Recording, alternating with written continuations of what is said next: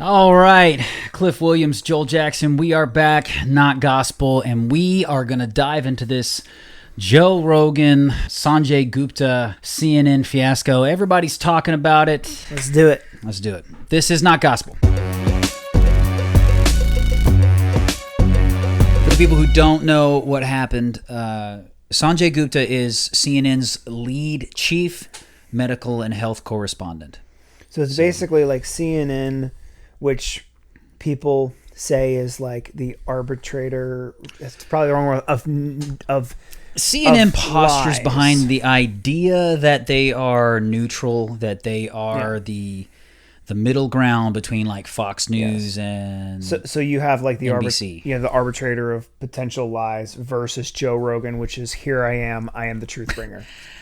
Yeah, so Joe Rogan does posture behind. Well, he's not. He's going to bring for sure his opinion, and he ultimately Well-informed opinion, and well informed. usually. He's one of the number one podcasters there are. He's millions of followers. Very smart. Very smart guy, and he has. He's not owned by anyone, too. He's not owned by anybody. He has a point of authority when it comes to stuff that happened in his life. So the story that went down, Joe Rogan had COVID. He came down with COVID. He was prescribed by a doctor ivermectin along with a lot of other medications. And he said that he was pretty bad sick for one day, basically like 1 or 2 days. Mm-hmm. And then he was fine for but he still kept a low profile for about a week, about 5 days. And then he said he was in the gym. He tested negative within a week from being positive with symptoms from COVID. He tested negative and felt fine. He was in the gym, just normal life for him. And so what happened was CNN said that he was taking horse dewormer, like basically defamed him, tried to make him a purveyor of misinformation, is supposedly, and If you don't know what you're talking about and the other person's saying something you disagree with, just say misinformation. Yeah. Well, It's the ultimate buzzword. What we've talked about before is they try to discredit the opposition. When you've won the argument, I think, when they don't contend with the facts or with the stuff that you bring to the table in the discussion. Instead, they just try to say, well, you don't have the right to speak on this, or you don't have enough authority on this, or you're misinformed, or you're a liar, or something like that. That's a powerful word, too, misinformation, because it sounds very smart. And it sounds nefarious. It sounds like it makes it sound like somebody's deliberately trying to swindle you. They're feeding you misinformation. Yeah, and so you immediately you can hear the truth, and then if you hear misinformation after that, you might be like, oh, well, hold on. It's smart, very smart buzzword. And so Sanjay Gupta, he says he went on to Joe Rogan's podcast. They had a 3-hour conversation, and he went on there deliberately to encourage Joe to get vaccinated. He said that was his whole goal that I'll probably call him Joe Biden at some point in the podcast.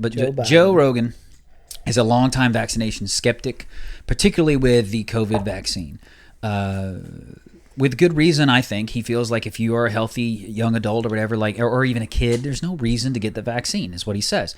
He stands behind that. I do believe there's a lot of science to substantiate those kinds of claims, so Sanjay Gupta gets on there to encourage Joe to get vaccinated, and Joe calls him out about CNN's portrayal of him. And so we can watch the clip if you haven't seen it. We'll watch this clip real quick about how this goes down between him and Sanjay real quick. Do you think that's a problem, that your news network lies? Well, I don't. Dude. What did they say? They lied What did and they said say? I was taking horse dewormer. First of all, it was prescribed to me by a doctor. Yeah. Along They with shouldn't have said a it was bunch of other medications. If you got a human pill, because there were people that were taking the veterinary medication, and you're not, obviously. You got it from a doctor, so that it shouldn't be called that. Ivermectin can be a very effective medication for parasitic disease. And as you say, it's probably, I think a 250 million people have taken it around the world. More, I get that. Way more. So way more. Billions of people have taken it. Can I just come back to the one I want to talk about? Two No. things on the ledger. Before we get to that, does it bother you that the news network you work for out and out lied, just outright lied about me taking horse dewormer? They shouldn't have said that. Why did they do that? I don't know. If you hear the word misinformation, you might be getting fed something that might not be misinformation. Yeah, here's somebody who recovered from COVID in less than a week. He even says in certain parts of the video, he says that it wasn't even the worst cold that I ever had. Now, granted, and he's smart. He says he even says later, I believe that a lot of people should get vaccinated. People who are high risk, people who are extremely overweight. And he says, because his case is not always everybody's case. He's a healthy MMA fighting type dude that has a great immune system, and he gets all of his meds as soon as he finds out he has symptoms. He gets treatment.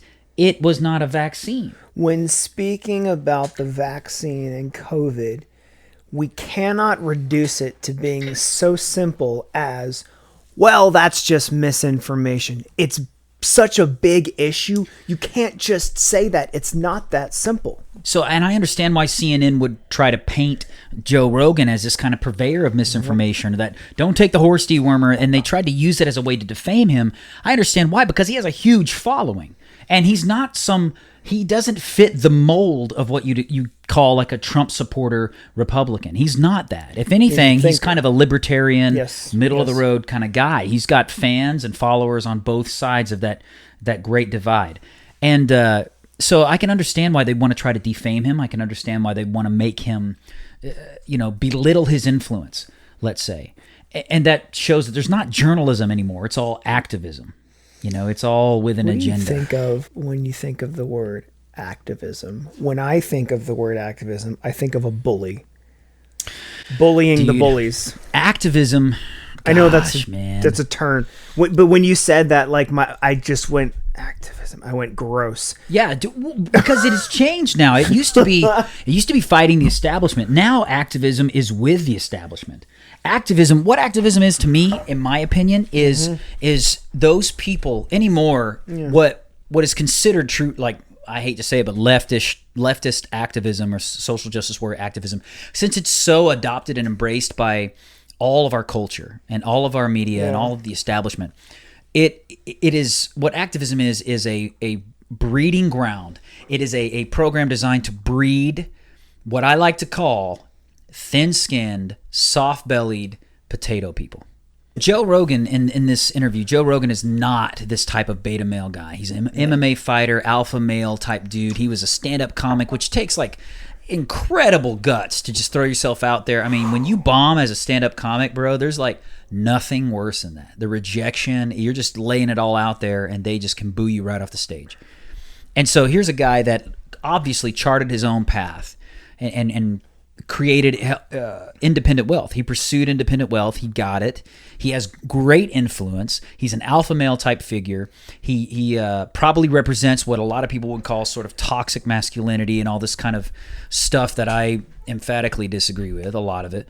And he's not this, I will be controlled, I will regurgitate and say back out everything you tell me I'm going to say. He's not this programmed bot of the establishment ideology. He's not a thin-skinned, soft-bellied potato person. Thin-skinned, man. When you're thin-skinned, your nerves are exposed. You are ready to be offended. And attack. You are ready to be offended and attack, dude. You can't but take not like this. You can't like take a joke. I've said this before, dude. In the music industry, I've had people say, I've written lines, I've co-wrote a lot. I've had people say, that is the crappiest line I've ever heard. I've had them say things like, dude, you say you write songs? Things like that. If you don't have thick skin at that point, if you can't take heat, if you can't take some difficult conversations, some difficult and uncomfortable moments, you're done. Do the activist thing when they say that in a songwriting, just be like, "You're racist and it's sexist. You can't say that to me." And use that tone of voice. Exactly. Dude, Cliff, when did you dye your hair blue? The soft belly deal, where I get that thing from, is you can't take a punch. That's part of it. Yeah. But what that means is you have no guts. You got no constitution. You're not standing up for anything that requires difficulty. You're not standing up for anything that requires a lot of guts. You're standing up for the things. You're a voice box and a mouthpiece for the things that are already okayed and by the establishment media. You'll stand on the biggest soapbox there is and proclaim to the heavens with the loudest voice possible the thing that everybody in power thinks is okay. And that takes no guts. That takes no heart. That takes no resolve, no constitution whatsoever. And that's that freaking soft-bellied potato person, bro. And dude, people like, and the proof of that is I want to show this other clip. So Sanjay then realizes how he was portrayed, how his interview with Joe Rogan went. He realizes that, and so he gets on CNN and he posts, or they start talking to him. They ask him questions, and the way they praise him for his interactions with Joe Rogan, it blows me away. It blows me away. You got to see this. Like, oh my gosh. And in this case, it can cause inflammation around the heart. Do we know what the long-term consequences of myocarditis in young people that comes from the vaccine are? The only way we can know long-term things, to be perfectly honest, of any of these aspects of the vaccine, the only way we can know long-term stuff is with the passage of time, for certain. That's terrifying for parents. It is. The idea that your son could get vaccinated, and most likely he would have been fine if he got COVID. I don't know that we can say the person will be fine if they get COVID, Joe. A young boy? Well, if they, most young boys with no comorbidities. When you say fine, you mean what? That they're not going to die? I mean, like me. I had COVID. You look like you're strong as an ox. Yes, I give you that. I think it'd be better to get the virus and recover and have amazing immunity to it. Wouldn't it be? Well, you could get sick, though. You know what I think you should do? I think you should get vaccinated and then get sick. What? This is why. Because then you got the vaccine protects you from a bad infection, and then you get COVID, so then you get the robust immunity that's imparted from having the actual disease itself, which is far more complex and comprehensive than you're getting from the vaccine that targets one specific protein, right? You could make that argument, I think. Yeah, so that's the move. All right. Whew. It's a lot there. It's like trying to herd cats, Sanjay, in a discussion like that. He shoots off in all these different tangents. Sanjay, you're a prince. I don't know where you get your patience. I really don't. A remarkable display of calm and patience there. The fact that they brag about him being willing to just... You would listen to someone with a differing opinion? You are so brave for being able to sit in a room with somebody with a different opinion than you and talk to them and be patient and calm. It's like the dude over... I'm not like a judgmental person, but the dude on the far end of this interview, that guy over there, he just seems like the classic sniveling beta male. Like, I can't believe you sat in the room with this guy, man. Like classic butt kisser. How could we possibly have a conversation of discourse to maybe learn something? And none of these clips of him and Joe Rogan and their interaction, does it seem like they're threatening? I mean, Joe Rogan's a class act. He's a freaking professional, bro. Like, he's one of the number one podcasters there are. And he's not threatening him. He's not losing his cool. Neither one of them are. I'm not saying anything negative about Sanjay, the doctor. He seems like a calm, cool, collect dude. But these people here painting him out to be this like brave hero because he was able to sit in a room with Joe Rogan, a person with a contradictory opinion, and listen to it.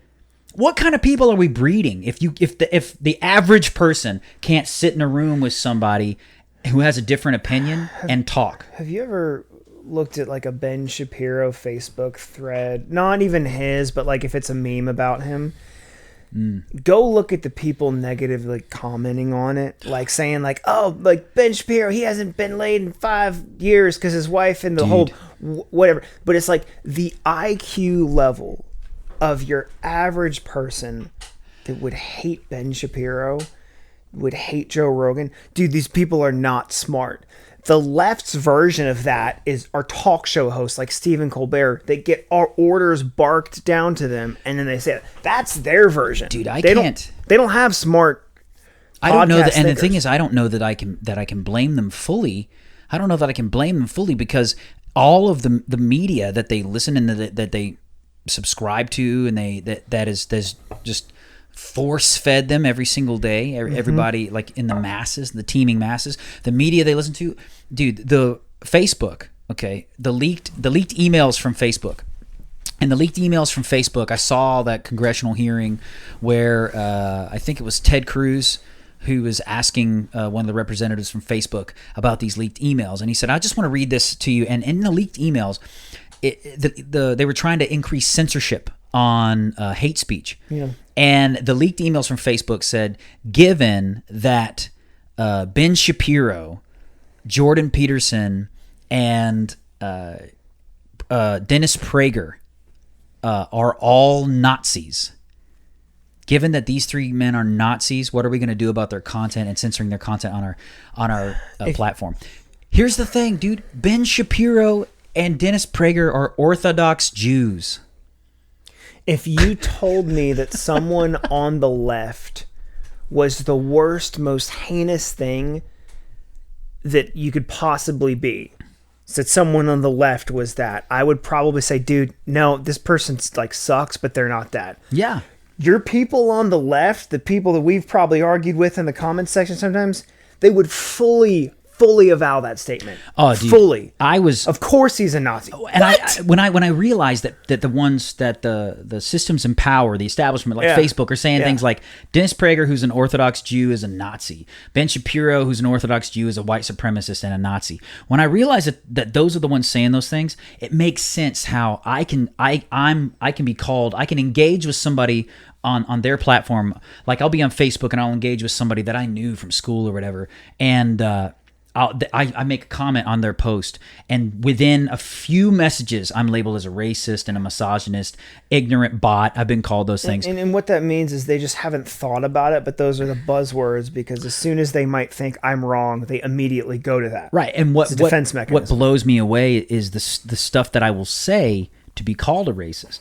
In one of these conversations, these little Facebook arguments where I was engaged with this keyboard warrior, and I could just tell like they were burning up the keys, man, like sweat dripping from each knuckle.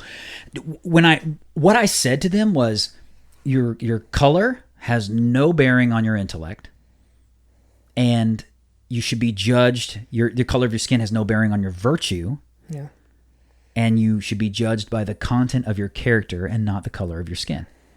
Essentially quoting something I wasn't alive when he was around, but I believe if Dr. Martin Luther King Jr. was here to hear me say that, he would probably give me the big thumbs up seal of approval. If you're on the left, you have not done your research, or you haven't. I'm not going to call you dumb.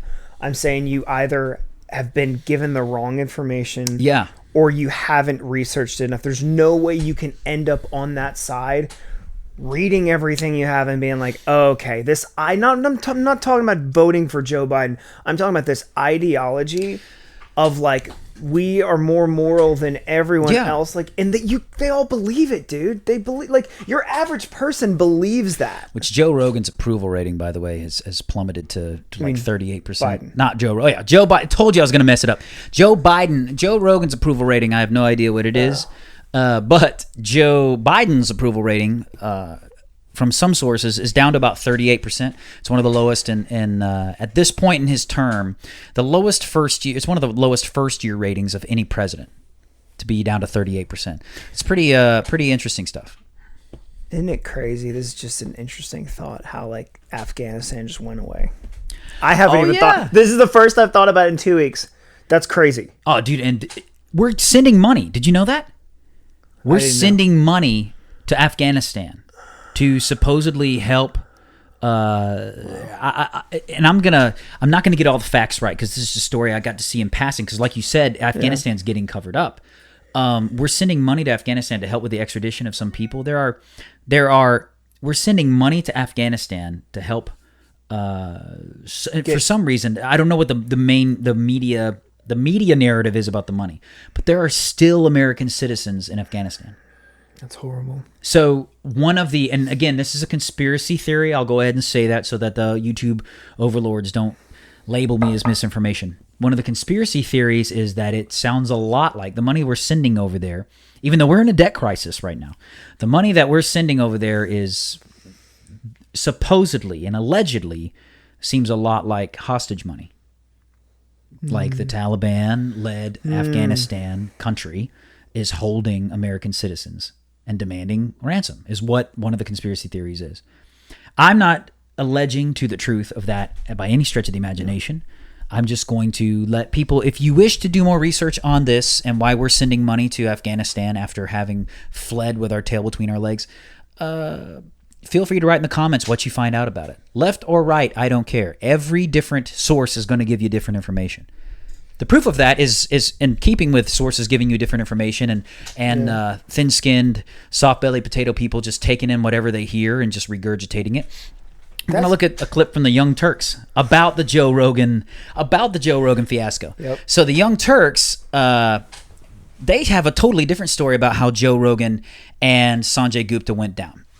And we'll watch a little bit of this and just kind of, maybe it'll give us a little more empathy for the other side of the aisle and why they think the way they do. Because this is the kind of stuff that they're taking in. Let's look at it a little bit. They've lied about me many times. He's had tons of guests who come on and say things that aren't remotely true. Dave Rubin went on there and told about half a dozen lies himself. Outrageous lies that never happened. Did Joe Rogan ever push back on that? No, he doesn't mind. So now let's go to the core issue that they're talking about. So Gupta went on there for what? Like to theoretically address Rogan's audience. Brother, you gotta be prepared. Totally. And you got ambushed in the most classic conservative way and you had no idea. Every headline is gonna say that you got owned by Joe Rogan and Joe Rogan destroyed you and Joe Rogan did this and this. And he proved that ivermectin, that CNN lied about ivermectin. And what is the impression that's going to leave everybody with? That ivermectin is effective against coronavirus, which is totally untrue. It's 100% untrue.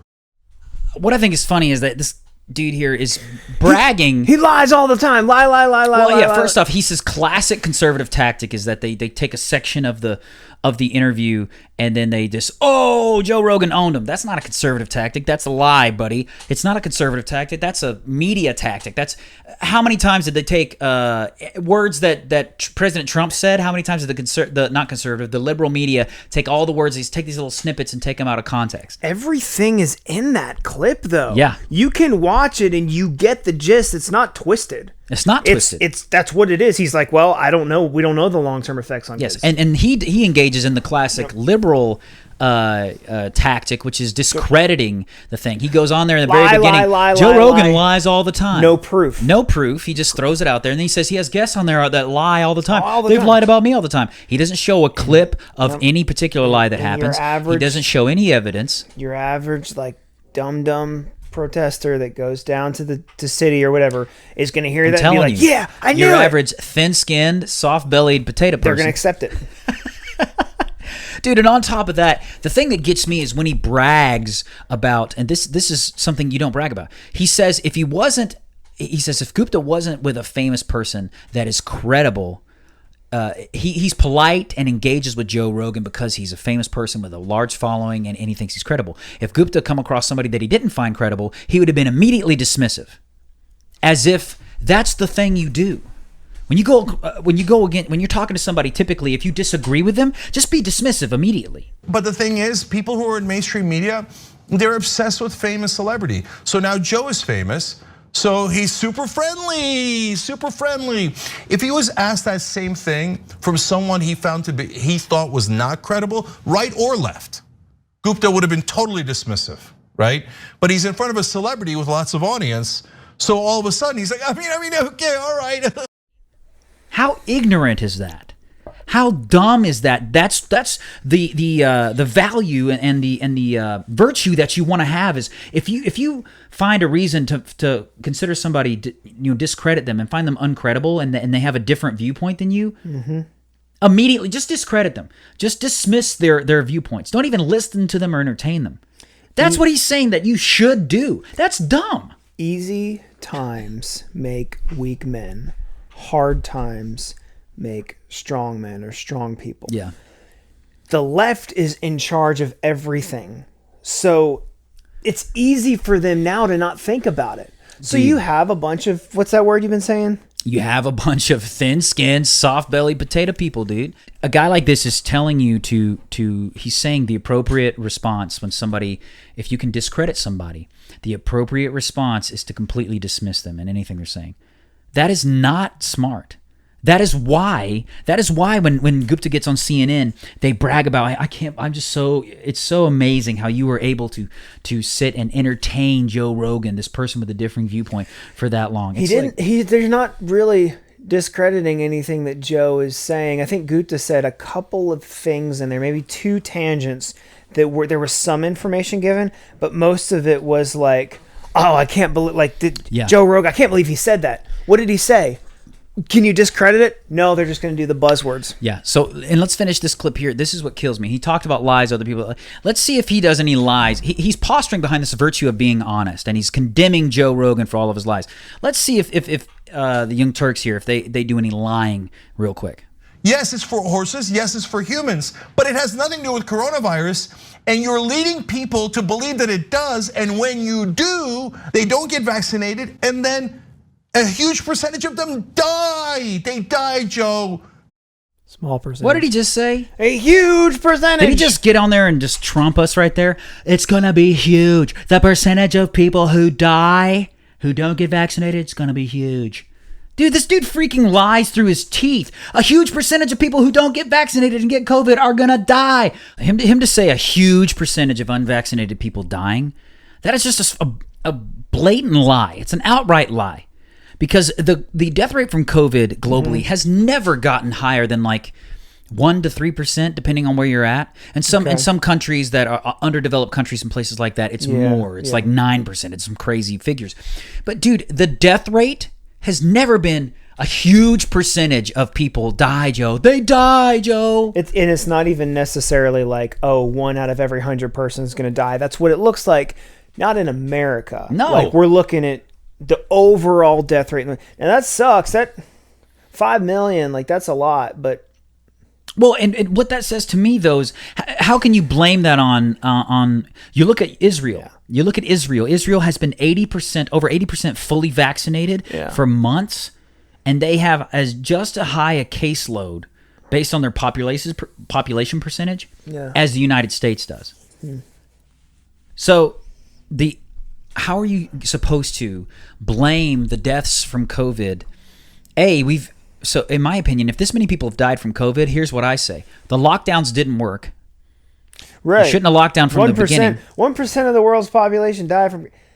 I hope that's right. I'm hoping I'm not an idiot. But 1% of the world's population died from COVID, then let's just say if we are under the assumption, based on the sources we have, the death rate of COVID is average around 1%, especially in developed countries. If it's wrong, if the information's wrong, cite your resources, put down in the comments. Those of you listening to the podcast, please weigh in on this and let us know what you found, what your research is. Find us, Not Gospel, on YouTube.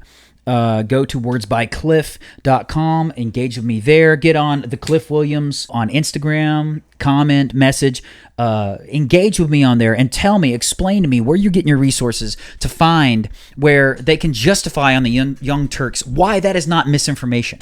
If we're all about shutting down misinformation, why do they allow someone on the Young Turks to say a huge percentage of unvaccinated people are dying from COVID? Not true. Because they're not about dismantling misinformation. They're about moral posturing and how they can feel better about themselves. A huge percentage of no one is dying from COVID unless you look at, say, high-risk people. If you look at high-risk people and the elderly and maybe morbidly obese, maybe a large percentage of them who do get COVID are dying. Maybe. But your average person, people at large, there's no way a huge percent of unvaccinated... There's no way a huge percentage of unvaccinated healthy adults are dying because they're not getting vaccinated. That's just insane. This guy but that's not misinformation. That's allowed. If you don't know by now that your information is being controlled to push a narrative that may or may not have the most truth in it, you might be indoctrinated. I'm just saying. I don't know what else to say. This story is taken at least the social media front by storm. It's very interesting. Dude, it just shows. I think Joe Rogan is one of those guys that is going to have to be very careful because they cannot stand him. And when I say they, I mean the establishment media. They cannot stand Joe Rogan because he doesn't fit the mold of this crazy racist Trump supporter conservative. He's like an African American woman conservative. Yeah, the left hates. That's why they condemn Candace Owens so freaking hard. Well, you don't agree with us. We'll be racist if you don't agree with us. Yeah. So they're trying so hard to shut him down because he does have a lot of influence. He doesn't fit their mold, and he says what's on his mind. He's not this thin-skinned, soft-bellied potato person that just regurgitates and just burns the keyboard up with all of the establishment prescribed narrative. He doesn't do that. Stop buying hair dye. Yeah. So stop buying hair dye and buy a gym membership. I think that's what Joe Rogan's saying. Man, do it. It'll change your life. Read your Bible. Look, eat your vitamins. I've said this before. I went through a whole suicidal phase of whatever. Dude. I didn't even realize it, but I'd been dyeing my hair black that whole time, and about a year before. I'm not saying it's because of the hair dye. Thing is, when people go through an emotionally traumatic event, they need to change something, and most of the time that's their hair. When you're going through an emotionally traumatic event, you do not make good decisions, and you probably don't form good political opinions. Who stands to gain? Who stands to benefit really when your people are weak-willed, when they're thin-skinned, when they can't handle any confrontation, when they don't know how to defend themselves in a debate or intellectual conversation or in a physical confrontation? Who stands to gain when your people are like this, when your people are these soft-bellied potato people?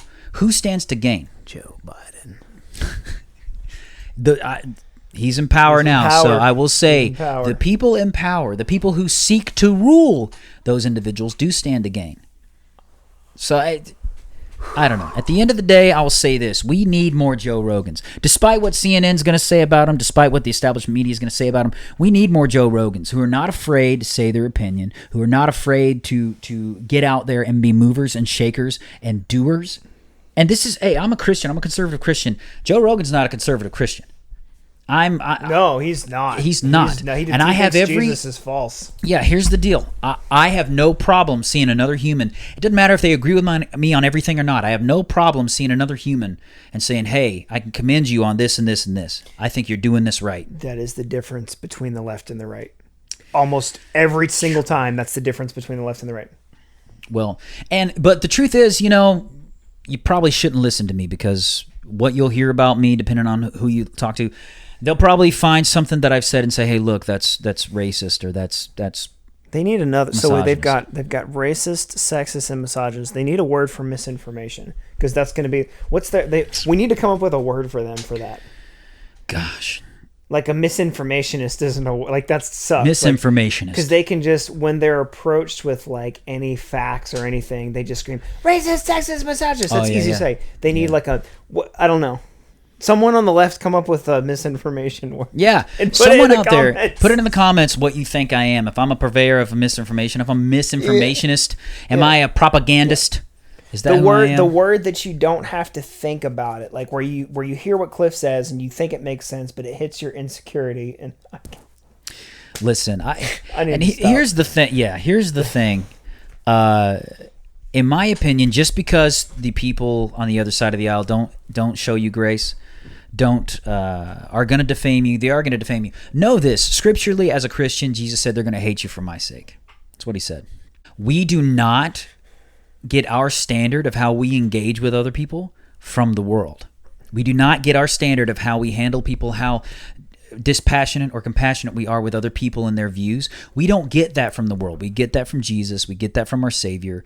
And he tells us plainly, he's like, you can stand up for truth, be gracious and stand up for truth. Be wise as a serpent and harmless as a dove. Be informed.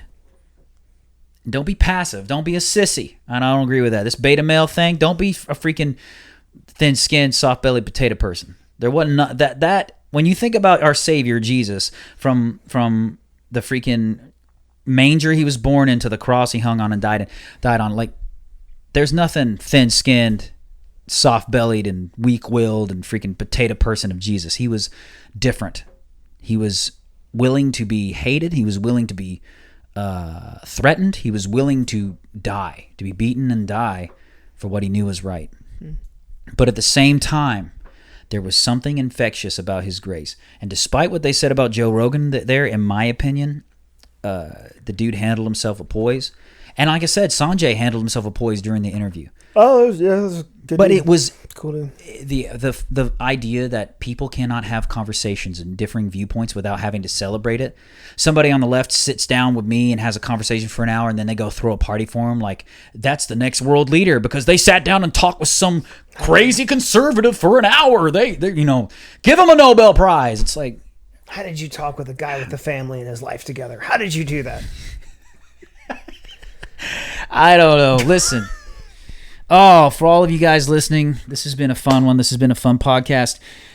Oh, and it's been some necessary therapy for me. Keep up with us. Also, check out Patreon. We just started Patreon.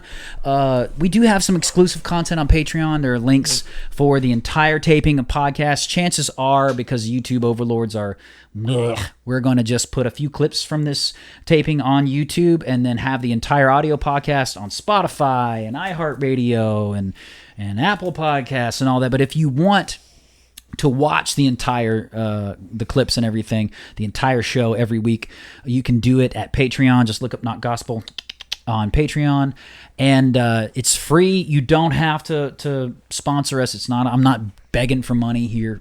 I need a boat. But we really want to fit the stereotype of Trump supporters. So if you could give us enough money to allow us to buy a boat, that'd be great. That is a joke, just so we're clear. Anyways, you guys are awesome. Keep standing up for truth. Keep defending justice. And as always, keep being awesome because that's how he made you.